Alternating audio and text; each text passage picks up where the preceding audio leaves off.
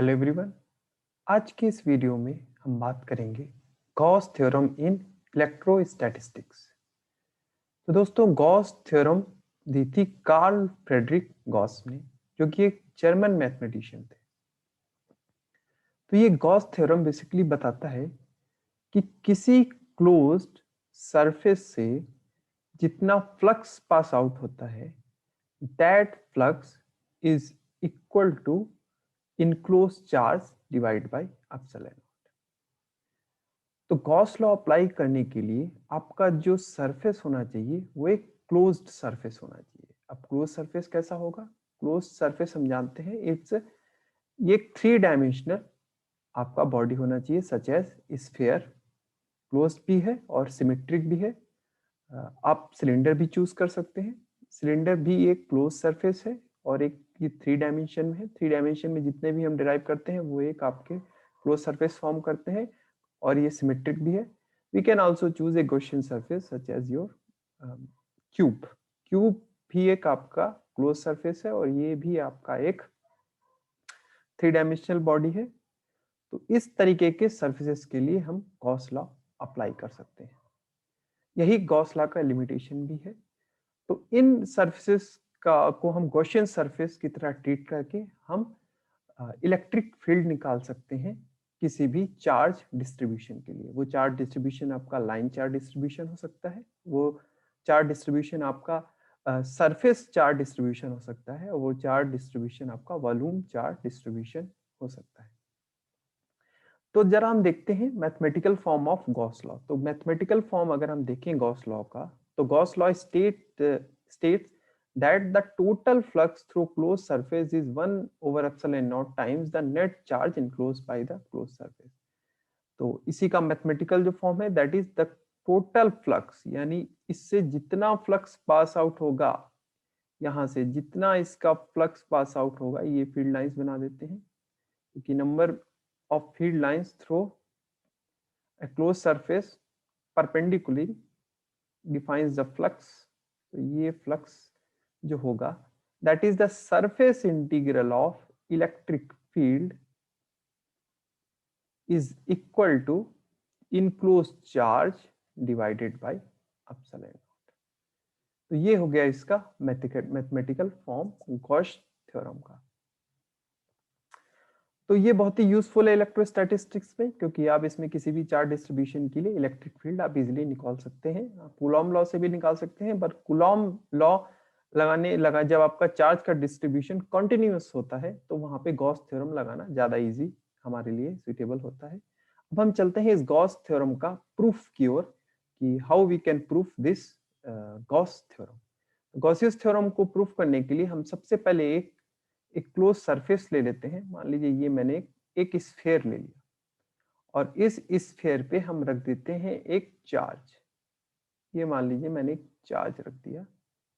तो ये चार्ज आपका इस चार्ज की वजह से जो फील्ड लाइंस होंगी वो कुछ इस तरीके से फील्ड लाइन इस चार्ज की वजह से इस सरफेस से आउटसाइड जाएंगी, कुछ इस तरीके से परपेंडिकुलरी। ये परपेंडिकुलरी है, तो इस तरीके से इसमें से electric field lines pass out होंगी इस सरफेस से। तो ये जो स्फेरिकल सिमेट्रिक आपका स्फीयर है, तो ये गॉसियन सरफेस की तरह वर्क करेगा। हमें इसमें अलग से डिजाइन करने की जरूरत नहीं है, या हम अलग से डिजाइन करेंगे जब हम एप्लीकेशन ऑफ गॉस लॉ में देखेंगे।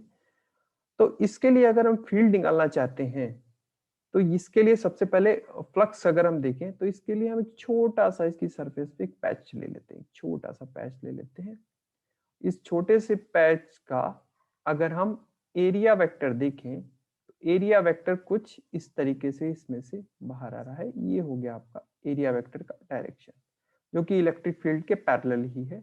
ये हो गया इलेक्ट्रिक फील्ड, और ये हो गया हमने एक स्मॉल पैच का एरिया लिया है, तो ये small vector ds which is ds n cap.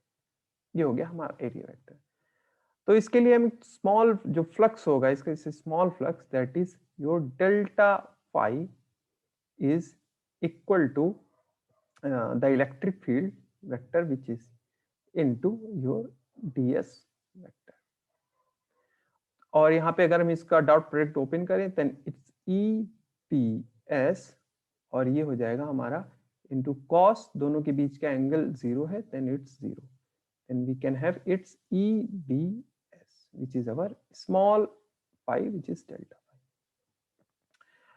अब हम इस स्मॉल को, अब हम इस क्या करते हैं, हम इसके पूरे सरफेस का निकालना है, तो हम स्मॉल जो फ्लक्स हमारा निकला है इसको हम एड अप करते जाते हैं पूरे सरफेस के लिए, एंड दैट एडिशन यानी that summation will give you a integration, means your total flux यानी net flux is nothing but is the surface integral of this electric field yani vector E dot ds, which is nothing but which is the sum of all the fluxes, which is sum of all the fluxes.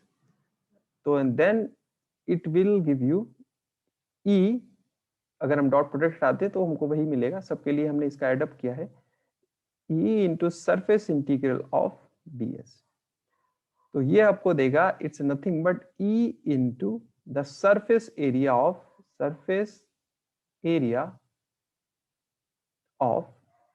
sphere.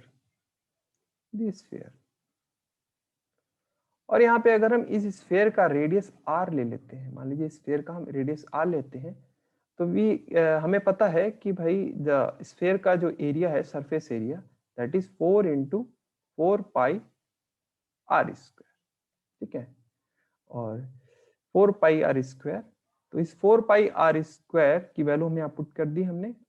और अब पिछले video में आप देख सकते हैं मेरे कि भाई पॉइंट चार्ज की जो इलेक्ट्रिक फील्ड होती है वो कितनी होती है, पॉइंट चार्ज की electric field it's 1/4 pi epsilon naught q divided by r square, ये हो गई पॉइंट चार्ज की इलेक्ट्रिक फील्ड।